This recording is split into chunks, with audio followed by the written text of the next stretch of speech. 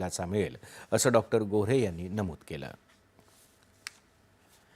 राज्य माध्यमिक आणि उच्च माध्यमिक शिक्षण मंडळाच्या वतीनं घेतल्या जाणाऱ्या इयत्ता 12वीच्या परीक्षा आजपासून सुरू होत आहेत. येत्या 18 मार्चपर्यंत पुणे, नागपूर, छत्रपती संभाजीनगर, मुंबई, कोल्हापूर, अमरावती, नाशिक, लातूर आणि कोकण या 9 विभागीय मंडळांमध्ये ही परीक्षा होईल.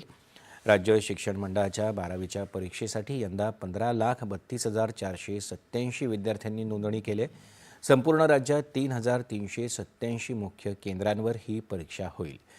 विद्यार्थ्यांच्या मनावरचा ताण कमी होण्याच्या दृष्टीनं महत्त्वाच्या बहुतांश विषयांच्या पेपरमध्ये खंड ठेवण्यात आला आहे. मंडळाच्या वतीनं अधिकृतरित्या प्रसिद्ध आणि छपाई केलेलं वेळापत्रकच ग्राह्य धरावं, अन्य संकेतस्थळांवरचं किंवा अन्य यंत्रणेनं छपाई केलेलं वेळापत्रक ग्राह्य धरू नये, असं आवाहन मंडळानं केलं आहे. परीक्षांच्या कालावधीत अनेकदा विद्यार्थी मानसिक दडपणाखाली असतात. अशा विद्यार्थ्यांना नैराश्येतून बाहेर काढण्यासाठी मदत करण्याकरता राज्य मंडळ स्तरावरून समुपदेशन करण्याकरता 10 समुपदेशकांची नियुक्तीही करण्यात आली. तसंच राज्य मंडळ आणि 9 विभागीय मंडळात नियंत्रण कक्ष कार्यरत करून हेल्पलाईन सुविधा उपलब्ध करून दिली आहे.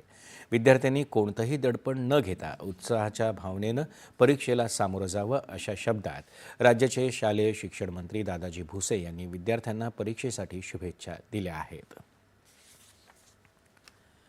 केंद्रीय औद्योगिक सुरक्षा दलाच्या